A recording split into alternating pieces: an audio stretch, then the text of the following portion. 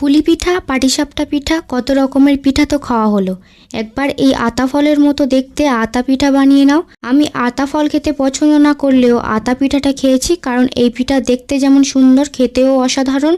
একবার বানিয়ে খেলে আরও একবার বানিয়ে খেতে ইচ্ছা করবে। এটা এতটাই সুন্দর দেখতে, খাওয়ার থেকে শোকেসে সাজিয়ে রাখতে বেশি ইচ্ছা করবে। আতা ফলের মতো দেখতে আতা পিঠা বানানোর জন্য আমি একটা বোলের মধ্যে দিয়ে দেব 1.5 বাটি চালের গুঁড়ো। চাইলে এখানে যে কোনো চালের গুঁড়ো ইউজ করা যাবে। এখন 1/2 চামচ নুন দিয়ে দিলাম আর 3 চামচের মতো রান্নার রেগুলার সয়াবিন তেল দিয়ে দিলাম।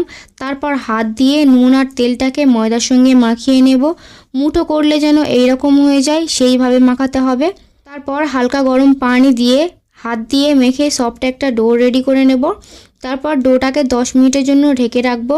এর মধ্যে ডোটা আরও একটু সফট হয়ে যাবে। 10 মিনিট পর ডোটা আরও একটু হাত দিয়ে মুথে নেব। তারপর একদম ছোট ছোট লেচি কেটে নেব। দেখেই বুঝে নাও লেচিগুলো আমি কত ছোট রেখেছি। তারপর হাত দিয়ে সব লেচিগুলোকে গোল করে নিয়েছি। এবারে আতা ফলের শেপ দেওয়ার জন্য লেচিটাকে আঙুল দিয়ে এভাবে মাঝখানটা করে নেব। তারপর মাঝখানে সামান্য একটু নারকেলের পুর দিয়ে দেব আর লেচির মুখটা বন্ধ করে আবার গোল করে নেব ঠিক আগের মতো। এভাবে আমি সবকটা বানিয়ে নেব, যাতে আতা ফলের মতো প্রতিটা লেয়ারে পিঠার স্বাদ পাওয়া যায়।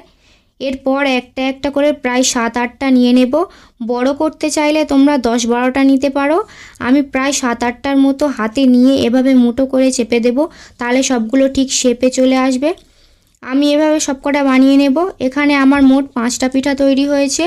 এবারে আতা ফল যে সবুজ হয় তার জন্য হাতে সামান্য পরিমাণে গ্রিন ফুড কালার নিয়ে এর মধ্যে 2 ফোঁটা পানি দিয়ে পিঠাগুলোকে হাতের মধ্যে ঘুরিয়ে সবুজ করে নেব, যাতে দেখতে একদম সেম আতা ফলের মতোই লাগে, মনে হয় যেন সত্যি এটা আতা ফল। দেখো আমি সবকটা ঠিক এভাবে বানিয়ে ফেলেছি।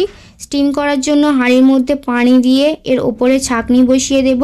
তারপর একটা একটা পিঠা তার উপরে দিয়ে দেব। আর এটা পানিতে ডাইরেক্ট ফেলে সেদ্ধ করা যাবে না, নাহলে কালারটা উঠে যাবে। এভাবে স্টিম করতে হবে। এখন ঢাকনা দিয়ে ঢেকে 10 মিনিট স্টিম করে নেব। যাদের কাছে স্টিমার নেই তারা চাইলে এভাবে স্টিম করতে পারো খুব সহজে। পিঠাগুলো হয়ে গিয়েছে, এখন নামিয়ে ঠান্ডা করে নেব। ঠান্ডা হওয়ার পর এগুলো দেখতে আরও সুন্দর লাগবে, মনে হচ্ছে যেন সবেই আতা গাছ থেকে আতা ফল পেড়ে এনেছি। দেখতে এতটাই সুন্দর হয়েছে আর খেতেও এটা অসাধারণ ছিল। তোমরা বাড়িতে একবার ট্রাই করে দেখবে। আর যাদের কাছে ফুড কালার নেই তারা সামান্য জাফরান পাউডার হাতে নিয়ে সামান্য পানি দিয়ে কালারটা করে নিতে পারো, তাহলে তোমাদেরটা পাকা যে আতা ফলগুলো হয় সেরকম হয়ে যাবে। আজকের আতা ফলের পিঠা তোমাদের কাছে কেমন লেগেছে অবশ্যই কমেন্টে জানিও, আর বন্ধুদের সঙ্গে শেয়ার করতে একদম ভুলবে না। আমার চ্যানেলে নতুন হলে চ্যানেলটা সাবস্ক্রাইব করে দাও, যাতে পরবর্তী ভিডিওর আপডেট সবার আগে তোমার কাছে পৌঁছায়। আর আমার ফেসবুক আইডি থেকে সবাই ফলো করে দাও। ফেসবুক আইডির লিঙ্ক এই ভিডিওর ডেসক্রিপশন বক্সে দেওয়া আছে। যদি ফেসবুক থেকে দেখে থাকো তাহলে আইডিটাকে ফলো করে দাও। আর আমার ইউটিউব চ্যানেলটাকে সাবস্ক্রাইব করে দাও। ইউটিউব চ্যানেলের লিঙ্ক এই ভিডিওর ডেসক্রিপশন বক্সে দেওয়া আছে। এরপর তোমরা কোন ভিডিও দেখতে চাও সেটা কমেন্টে জানিও, আমি ট্রাই করে দেখব। দেখা হচ্ছে পরের ভিডিওতে, ততক্ষণে বাই বাই।